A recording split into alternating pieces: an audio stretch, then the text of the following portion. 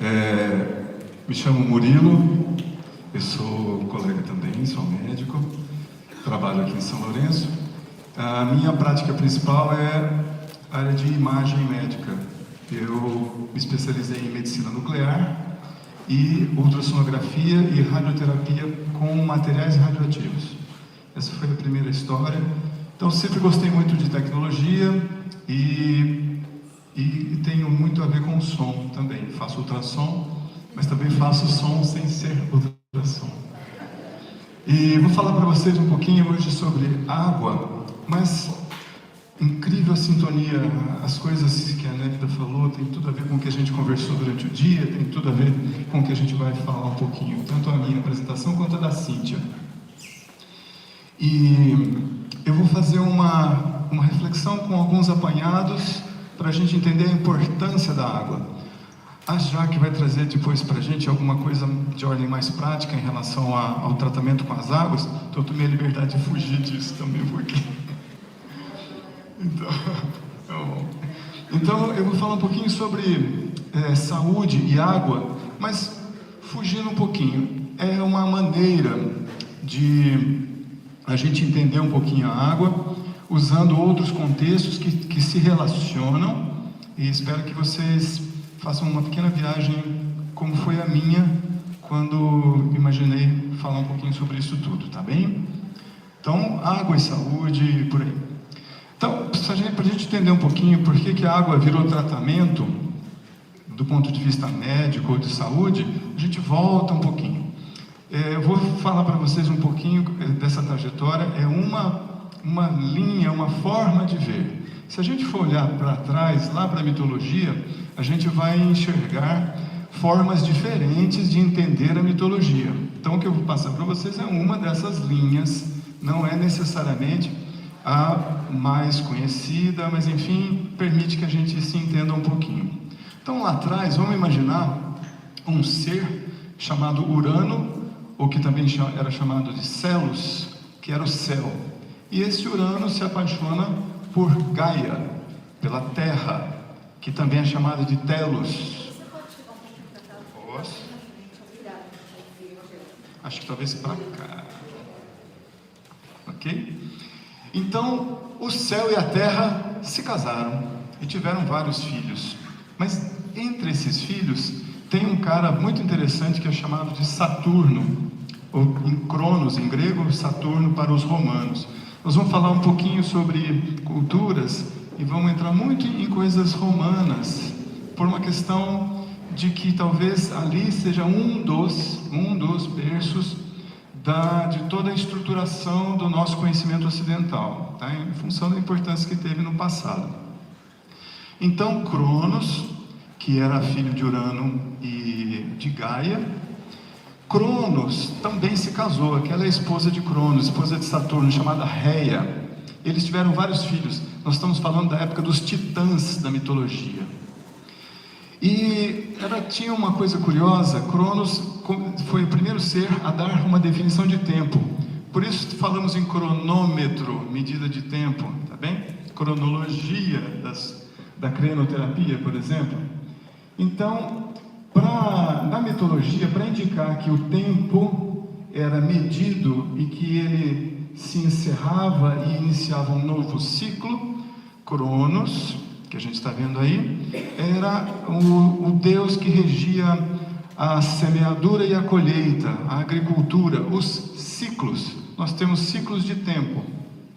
Uma das maneiras de representar Cronos, quando os humanos não gostavam muito do que se relacionava, por exemplo, havia a perda de uma safra, ou alguma coisa relacionada aos ciclos, ela não acontecia da maneira como se esperava, então os deuses não eram mais benquistos.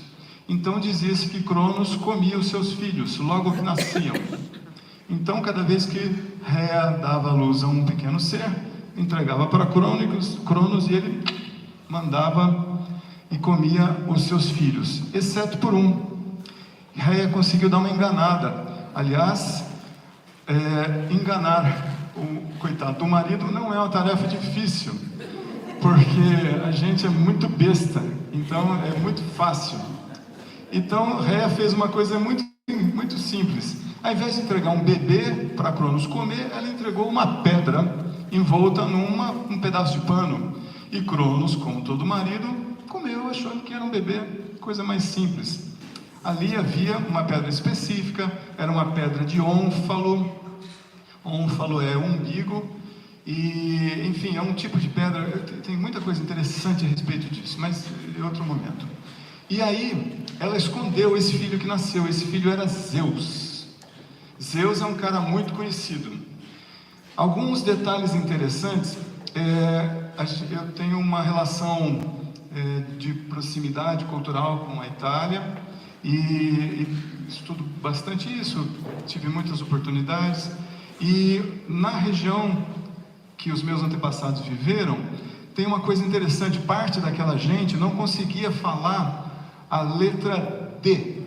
A letra D, a pronúncia vinha como um Z, um DZ. Então, naquela região do Vêneto e um pouquinho mais para a direita, perto de Friuli, Veneza Giulia, existiam povos que não conseguiam falar Zeus e falavam Zeus. E depois, com o passar do tempo, esses povos não conseguiam falar Zeus e passaram a falar Deus. É uma das formas da gente entender como a palavra Zeus virou Deus depois do ponto de vista latino. Está claro isso? Pode parecer firula linguística, mas é muito interessante. Assim como algumas pessoas no passado não conseguiam falar a palavra cibolé e falavam chibolé. E aí tem toda uma história a respeito da passagem do rio, cuja senha permitia a entrada em outro país. Então Zeus, aí estamos vendo Cronos, passa a próxima, Cíntia. Então, pois é, tem uma coisa antes da gente entrar e de falar de Zeus. Saturno, para os astrólogos, tem uma importância muito, muito interessante, muito intensa, e para os romanos também. Saturno deu origem a uma festa chamada Saturnália. Não sei para quem Saturnália é conhecido, quem conhece já ouviu falar disso? Já? Saturnália era uma festa que se relacionava aos dias que hoje conhecemos de duas formas. Do ponto de vista cultural, é a festa de Natal para nós, o dia 25, 24, 25 de dezembro. Do ponto de vista astronômico bem básico, é o período para nós aqui no Brasil do solstício de verão e para o hemisfério norte o solstício de inverno. É um momento em que havia uma virada de ciclo do ponto de vista da agricultura, do clima, das estações do ano, e na Roma Antiga comemorava-se muito a Saturnália. No período já do calendário juliano, nós estamos falando do período de Júlio César, essa festa era a partir do dia 17 de dezembro e se encerrava em 25 de dezembro. Curiosidades é que nesse período havia muita festa. No período de Caracalla, a Cíntia vai falar um pouquinho sobre Caracalla para nós, introduziu-se os banquetes, as ceias, que para nós são ceias de Natal, mas na época eram as ceias públicas de Saturnália, em homenagem a Saturno, porque ele era o deus das mudanças de ciclo, tá bem?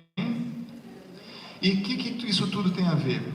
Nessa festa da Saturnália, trocava-se presente, inicialmente em segredo, inclusive os presentes que se costumava trocar eram pequenos bonequinhos de terracota, cujo nome era sigília, sigilo, e depois nós temos hoje amigo secreto no Natal.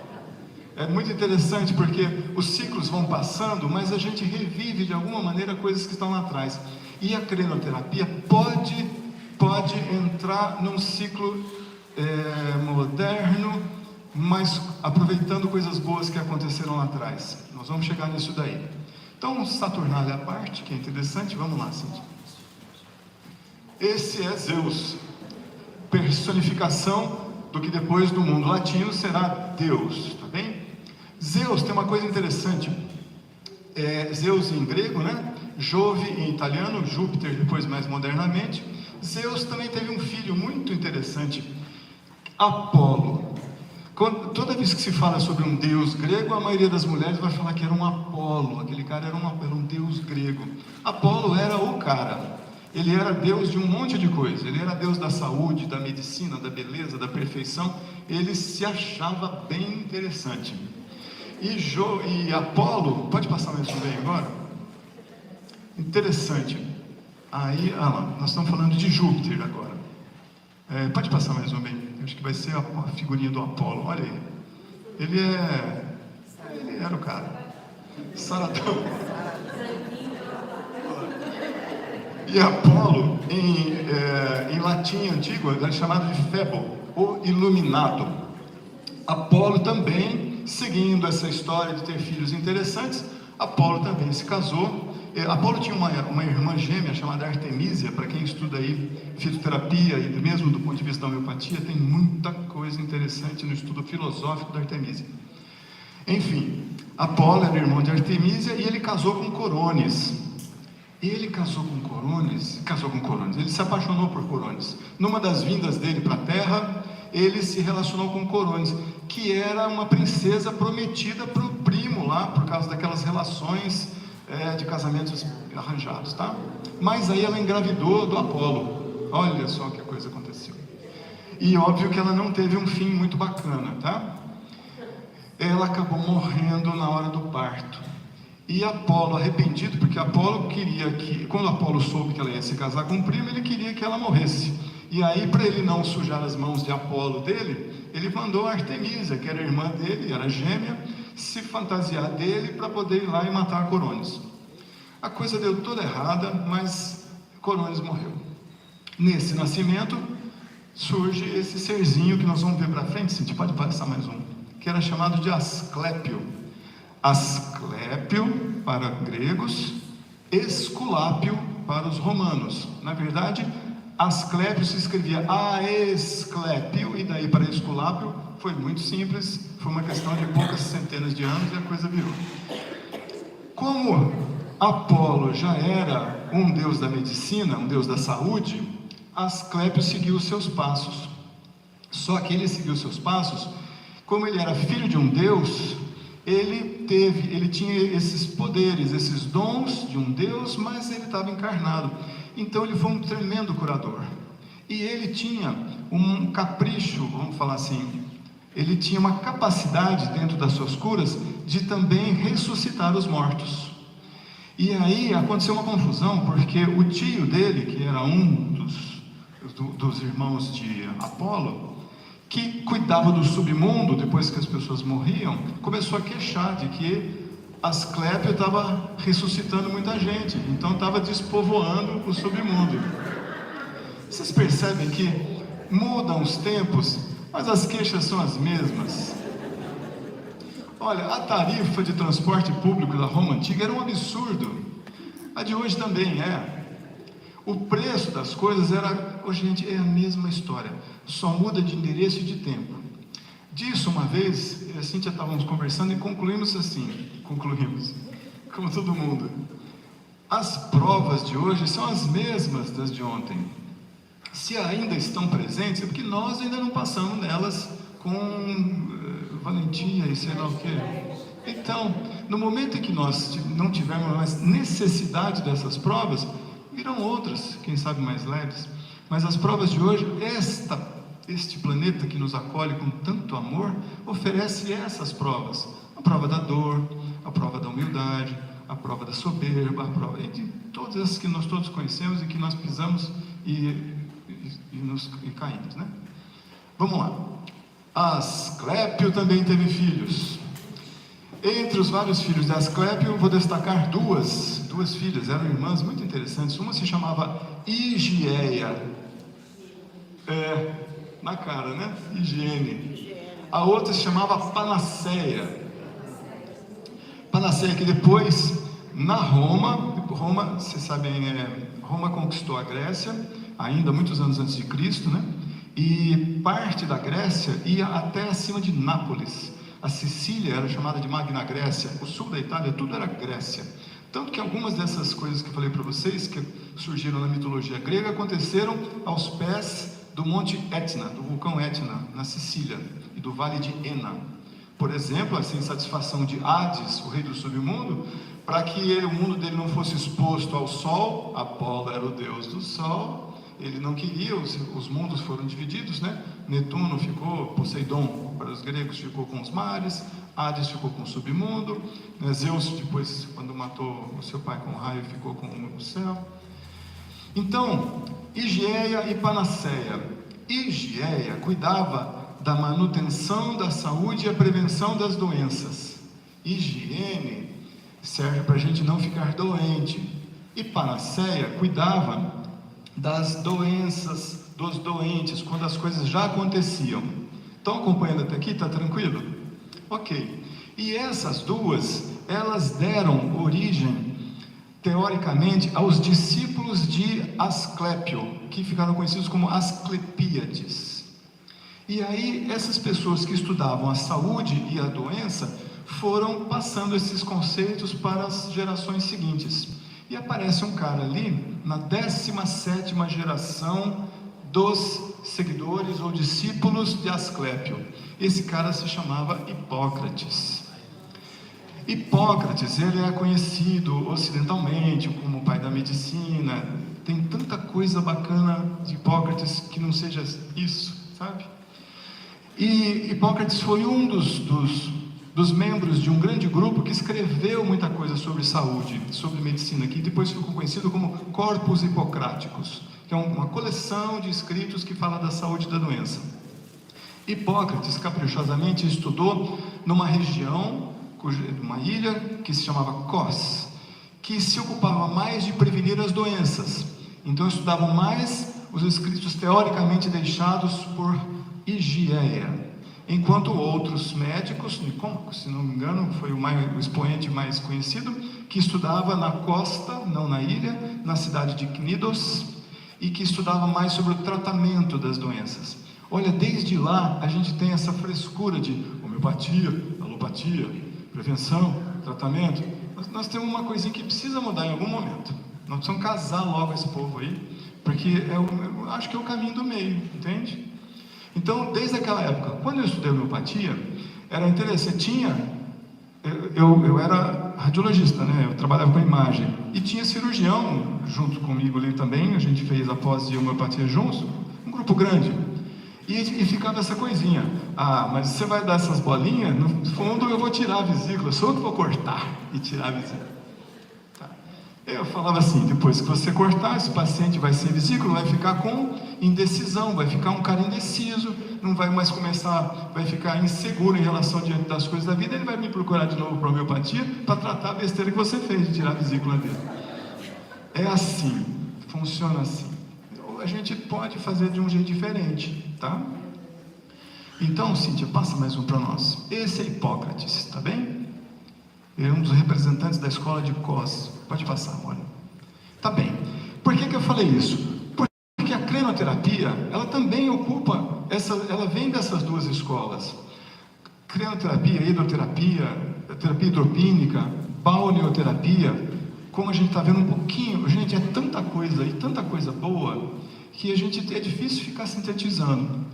Mas a crenoterapia também, nós vamos vê-la dessas duas formas.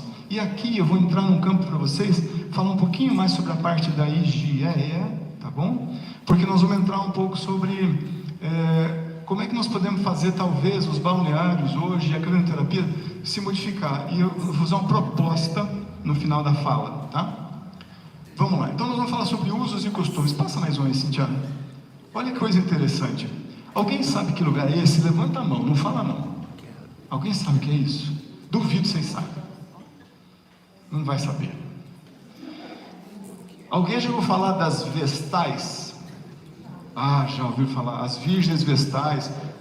Aí nós escutamos, quando a coisa fica romântica e entra a gente já ouviu falar. Esse aí era o templo das vestais, lá no Fórum Romano. Isso é como ele, aqui embaixo, nessa foto embaixo, é como uma concepção de como ele era. Ali à esquerda aparece esse templo, mas inserido no Fórum Romano, porque era um centro de encontro das pessoas, né? E ali em cima, o que sobrou dele hoje no Fórum Romano, lá em Roma. Passa mais um, Cíntia. Aqui é a Casa das Vestais. Nós estamos vendo aqui direito em cima uma concepção de como ela era grande. Aqui embaixo, essa moça está usando um penteado típico das Vestais quando elas apareciam em público. Ela tinha que usar 6 tranças exatamente feitas como é hoje o Rastafari.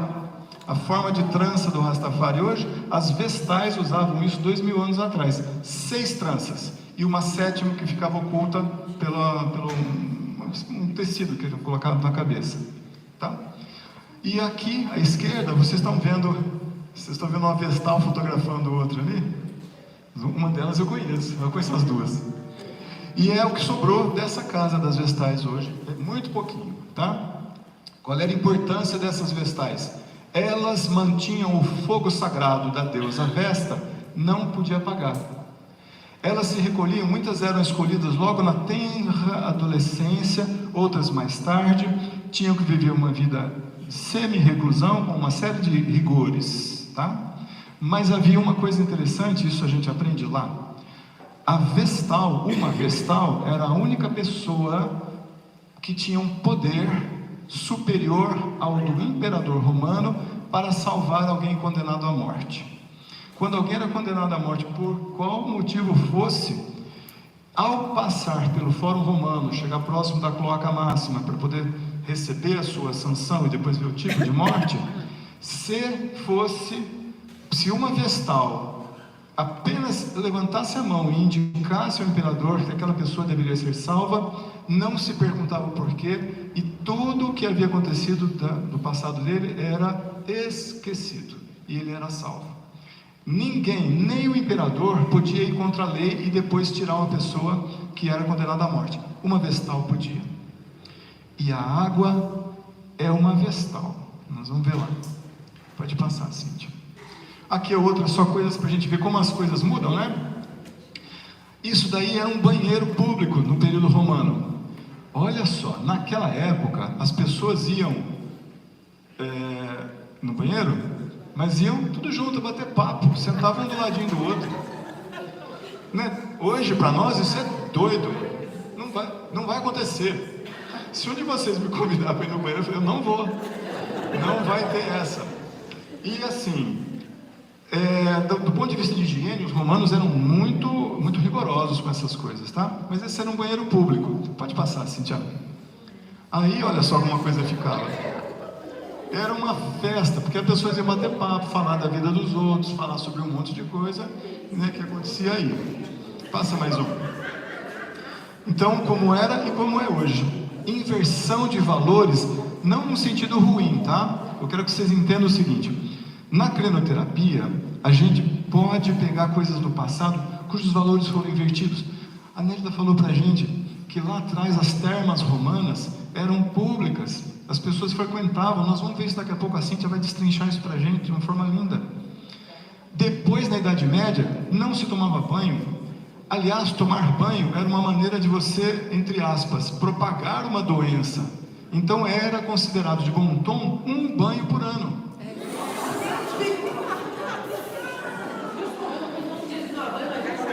Pensa bem, tá? Um banho por ano. Hoje, não dá, né? Não vira.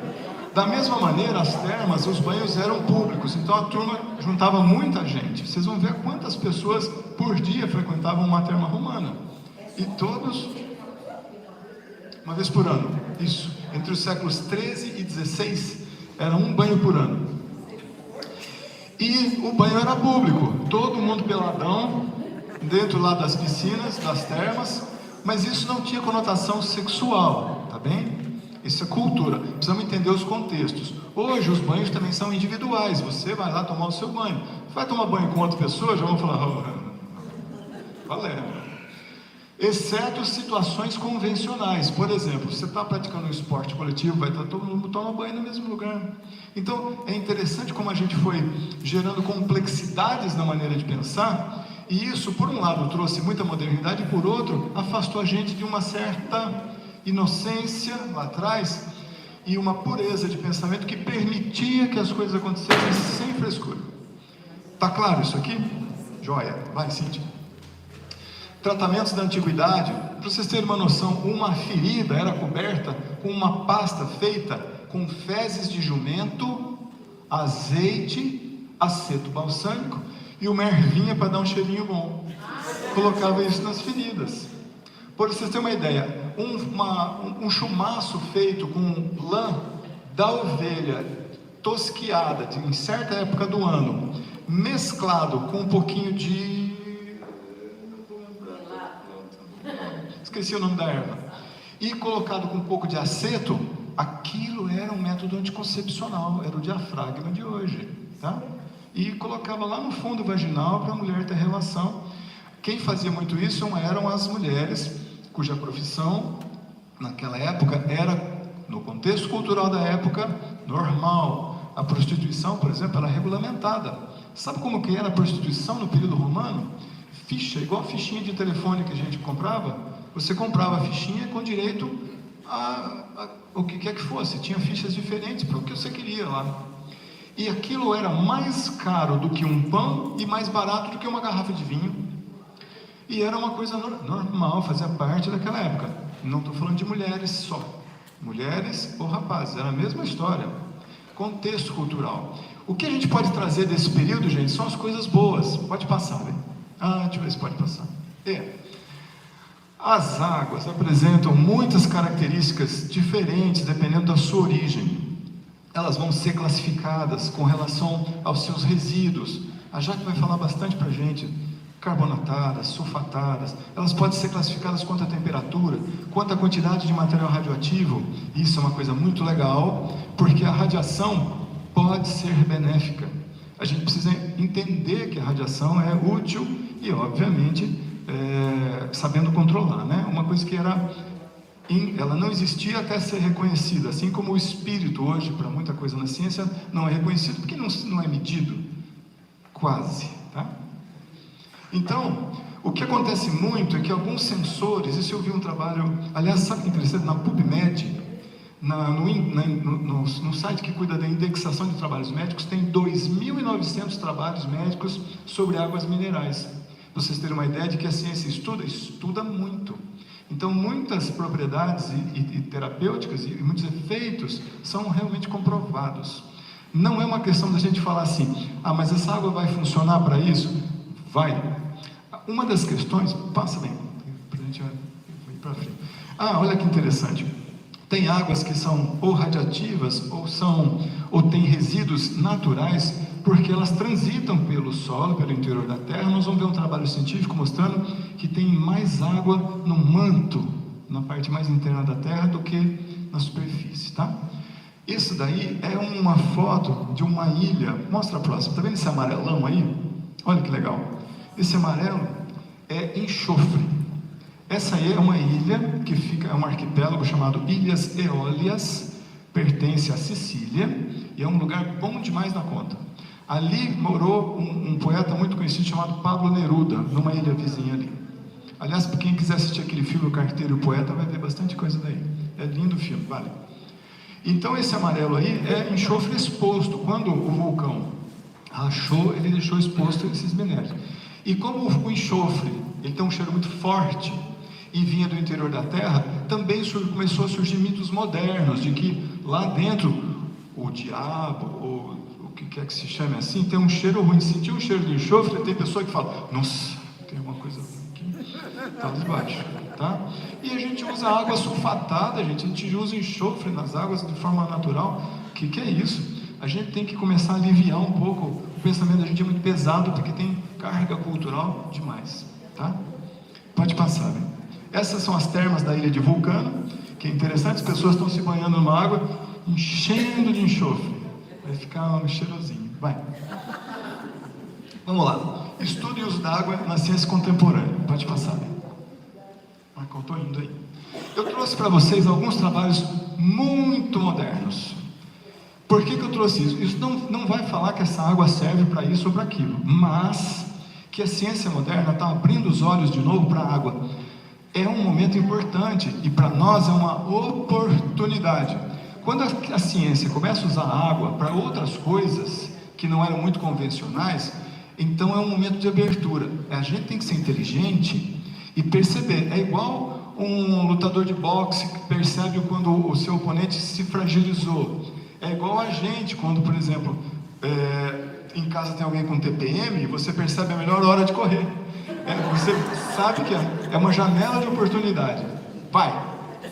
E agora, nesses dias, nessas semanas, A ciência tem feito coisas com a água muito curiosas. Esse slide mostra o seguinte: onda de água prevendo o futuro. Pode parecer louco, mas quanto mais louco, se aquilo é ordenado, além de fazer sentido, a gente aprende demais com isso. Esse trabalho mostra que os padrões que as ondas de água estão fazendo com outros fluidos também, mas a água ainda é o melhor. Ela estabelece padrões e essas ondas são ondas portadoras. Uma onda portadora é uma onda que carrega informações, tá? Diferentemente da luz, da onda eletromagnética, da onda de rádio, as ondas de água, o estabelecimento de padrões permite que você saiba, através daquele padrão de onda, o que aconteceu logo antes. Mas se eu estou distante e eu reconheço que esse padrão está repetindo, eu sei o que vai acontecer. Que tamanho de pedra vai ser jogado na água para formar as ondas que a Nélida falou que vão se formando, e eu vou descobrindo.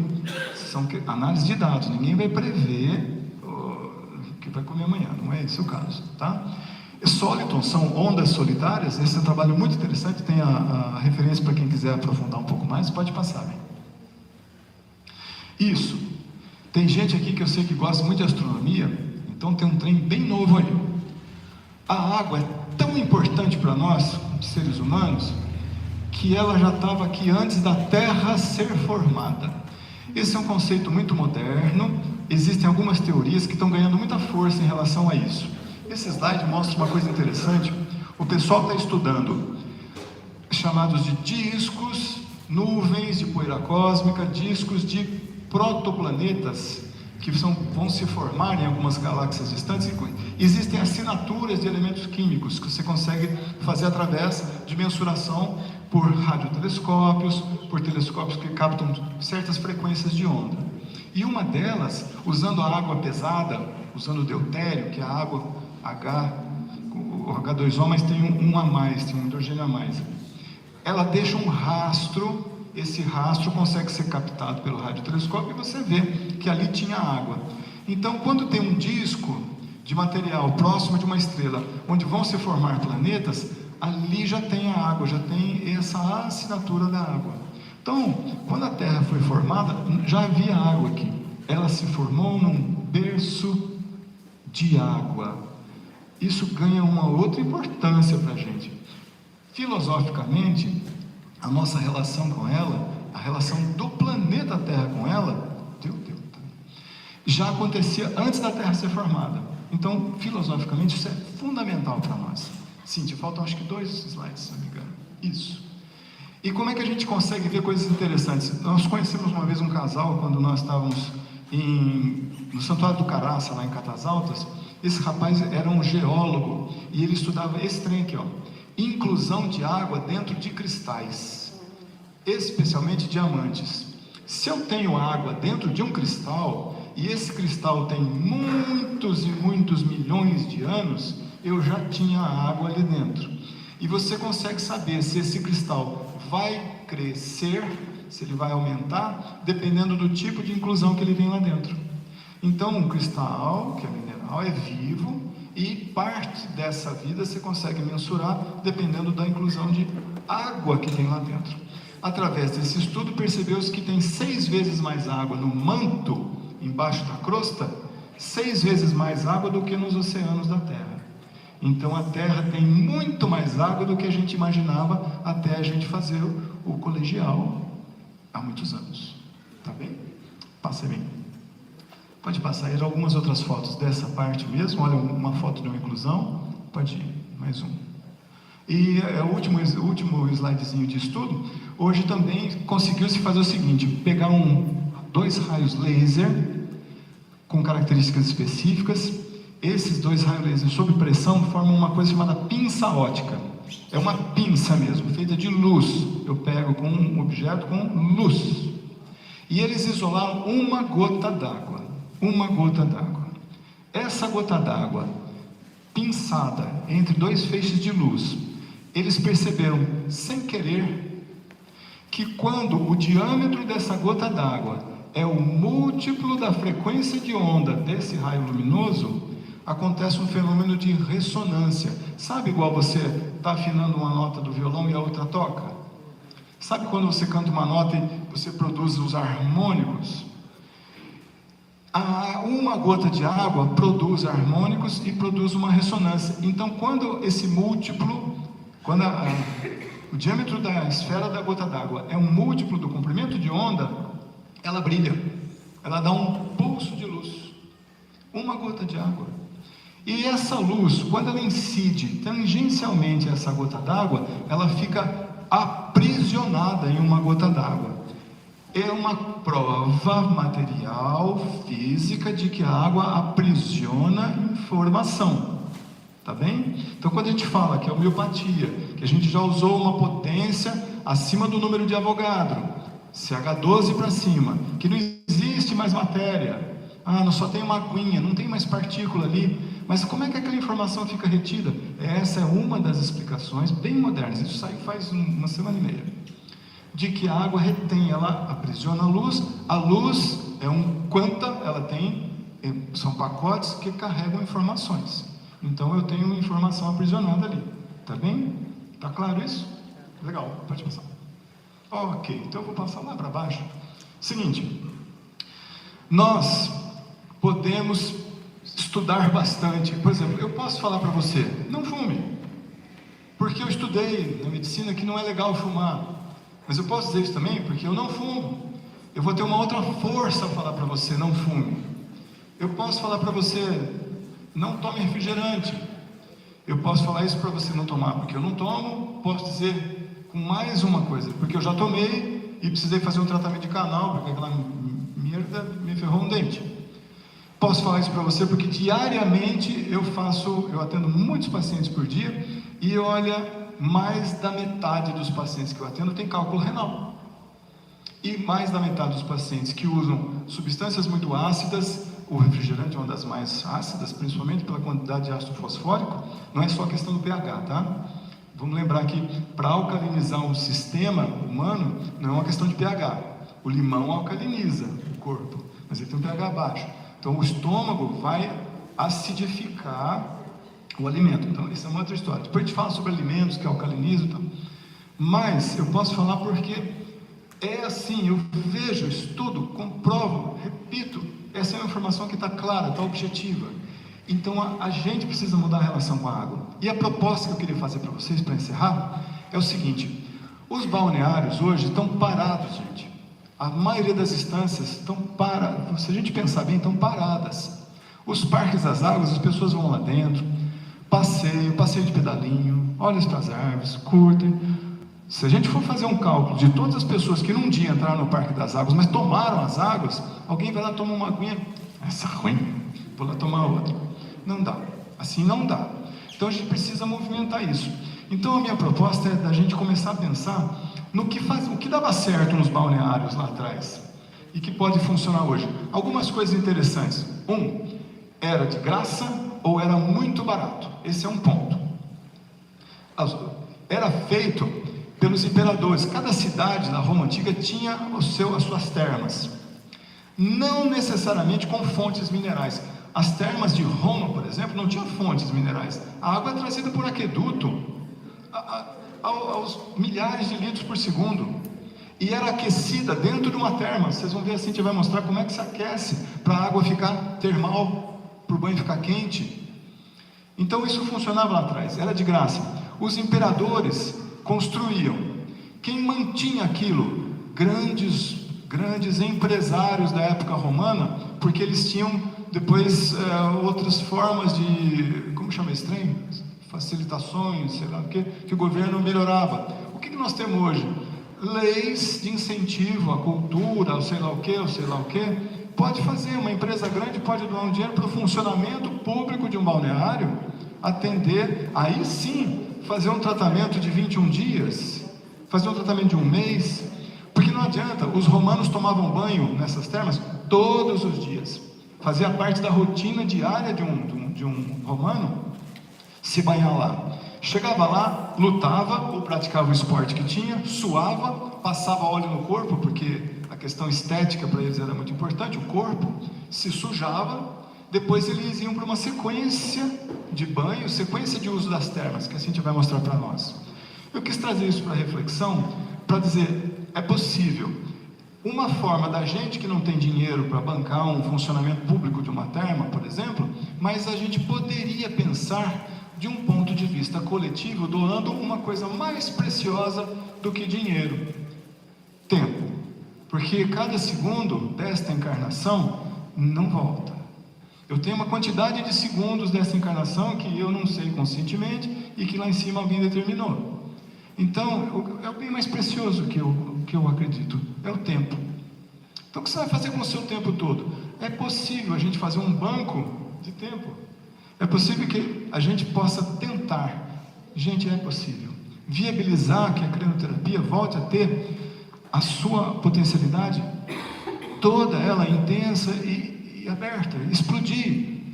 Depois a gente pode conversar um pouco mais sobre isso, porque tem algumas ideias mais objetivas. Mas essa é uma coisa. Pensa na possibilidade de doar o tempo para a coisa funcionar direito. Tá bem? Vou deixar vocês agora com a Cíntia falando um pouco para nós sobre os romanos. Desculpa, faz um.